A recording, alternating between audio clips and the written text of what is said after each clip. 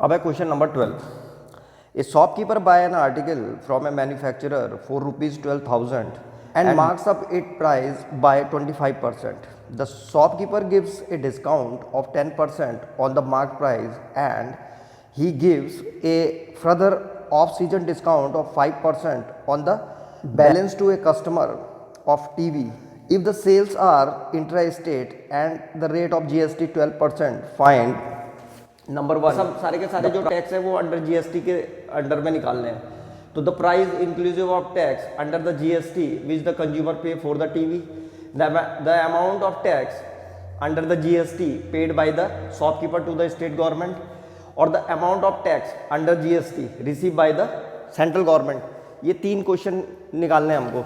Shopkeeper ने जो है होलसेलर से वो 12,000 रुपीज का खरीदा और इसके बाद इसने क्या करा कि इसको 20% हाइक कर दिया। Shopkeeper makes the price 25% above the CP. इसने क्या करा कि उसको जो है 25% ऊपर लिख दिया उस पे प्राइस। तो अब जो मार्क प्राइस आ गई उस पे यहाँ पे लिख देंगे मार्क प्राइस।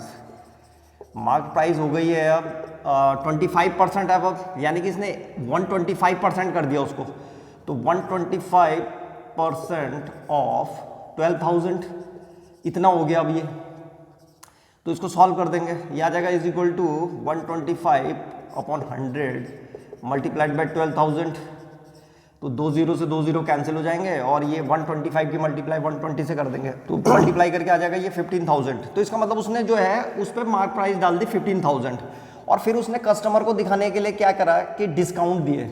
अब यहाँ पे लिख रहे हैं फॉर कंज्यूमर। कंज्यूमर के लिए क्या करा कि इसने अब 10% का डिस्काउंट दिया उसको कि भाई देख ये 10% का डिस्काउंट दे रहा हूँ मैं तेरे को। पहले उसने 25% बढ़ा दिए रेट, फिर उसके बाद पहले उसने क्या किया कि 25% रेट बढ़ा दिए और फिर उसने 10% का डिस्काउंट दिया और फिर एक ऑफ सीजन डिस्काउंट और दिया उसके बाद 5% का। तो यहाँ पे लिखेंगे हम फॉर कंज्यूमर परसेंटेज डिस्काउंट। तो परसेंटेज डिस्काउंट था 10%। तो कंज्यूमर के लिए जो कॉस्ट प्राइस रही होगी सीपी उसने 10% कम में दिया। तो यहाँ पे हम लिखेंगे 15,000 माइनस 10% ऑफ 15,000। या हम चाहते तो सीधे, मैंने तुम्हें बता रखा है इसको हम सीधे कैसे लिख सकते थे, 15,000 माइनस 10% ऑफ 15,000 को सीधे लिख सकते हैं कि CP is equal to 90% of 50,000। इसका मतलब 90% में खरीदा उसने। तो ऐसे नहीं लिख रहे हैं हम इसको, सीधे लिख रहे हैं 90% ऑफ 50,000। तो 90% ऑफ 50,000 हो जाएगा 90/100 मल्टीप्लाइड बाई 50,000। तो 0 से 0 कैंसिल हो गए और इसकी जब हम मल्टीप्लाई करेंगे 13500 इतने रुपीज में आ गया। अब इसके बाद उसने ये कस्टमर को ये सीपी पड़ रही थी, पर क्या हुआ कि उसने एक और डिस्काउंट दिया उसको। कितने परसेंट का?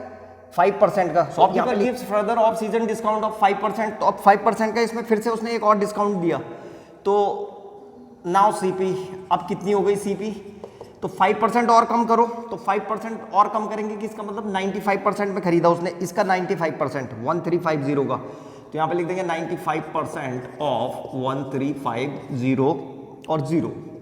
तो ये आ जाएगा is equal to 95/100 multiplied by 135 और 00। तो ये कैंसिल हो गया और 95 की मल्टीप्लाई 135 से कर देंगे 12825 इतना आ जाएगा ये 12,825। इसका मतलब कस्टमर ने इतने का खरीदा उसको, ठीक है। दो डिस्काउंट मिले उसको, एक 10% का और एक 5% का। उसके बाद उसने जो है 12,825 का खरीदा। अब ये जीएसटी देगा तो परसेंटेज जीएसटी कितना था? 12%।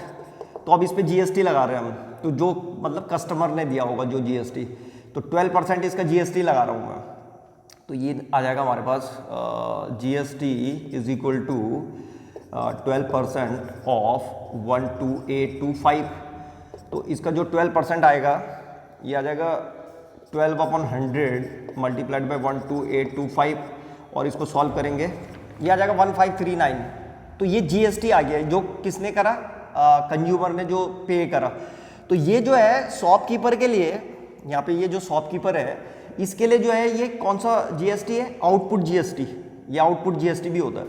तो देखो पहला आंसर तो आ गया।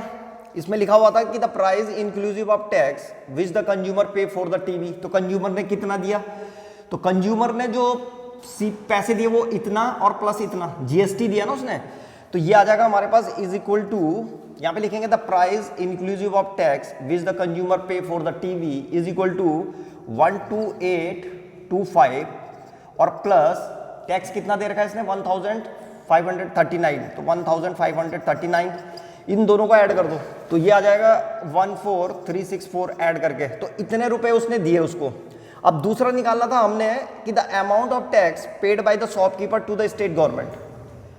ये जो जीएसटी कंज्यूमर ने पेड किया ये शॉपकीपर के लिए जो है आउटपुट जीएसटी है, और यहां पे से जब इसने खरीदा था शॉपकीपर ने तो सीपी थी उसके लिए 12,000, तो यहां से इसके लिए इनपुट जीएसटी निकालेंगे पहले। तो इनपुट जीएसटी ये शॉपकीपर के लिए है, तो इनपुट जीएसटी शॉपकीपर के लिए इसका 12% निकाल देंगे, तो 12% ऑफ 12,000, तो ये आ जाएगा 12/100 मल्टीप्लाइड बाई 12,000, 2 0 से 2 0 कैंसिल हो जाएंगे, 12 इंटू 12 से करेंगे तो 144, तो 1440 जो है इसका क्या आ गया इनपुट जीएसटी, और जो आउटपुट जीएसटी आएगा इसका आउटपुट जीएसटी ये आ रखा है जो उसने कंज्यूमर से लिया होगा, तो कंज्यूमर ने 1539 पेड किया था तो 1539 आ जाएगा।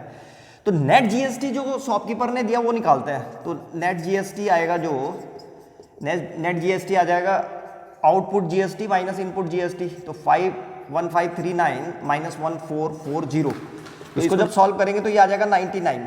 तो इसका मतलब ये हुआ कि इसने जो नेट जीएसटी दिया है वो 99 दिया है और 99 जीएसटी इसने अपने प्रॉफिट पे दिया होगा, तो आधा जाएगा स्टेट गवर्नमेंट को और आधा सेंट्रल गवर्नमेंट को। तो यहां देखो ये दूसरे नंबर का क्वेश्चन पूछ रखा था इसने कि the amount of the tax paid by the shopkeeper to the state government, state government को कितना टैक्स पेड किया होगा, तो इसका हाफ, तो यहाँ पे लिख देंगे इज इक्वल टू 99/2, और इसको सॉल्व करेंगे जब तो ये आ जाएगा हमारे पास कितना, ये आ जाएगा 49.5, तो 49.5 रुपीज जो है इसने कहाँ दिए होंगे स्टेट गवर्नमेंट को। अब लास्ट था ये वाला the amount of tax receive by the central government, central government को कितना टैक्स मिला, तो जो कंज्यूमर ने जो टैक्स दिया था ये वाला, ये जो है आउटपुट जीएसटी होता है शॉपकीपर को, शॉपकीपर ने इसको कलेक्ट किया होगा और उसके बाद आधा स्टेट गवर्नमेंट को और आधा सेंट्रल गवर्नमेंट को चला जाता है, तो यहाँ पे ये आ जाएगा इज इक्वल टू 1539/2 इसका आधा, तो 2 7 जा 14, 2 6 जा 12, 2 9 जा 18 और 2 5 जा 10, तो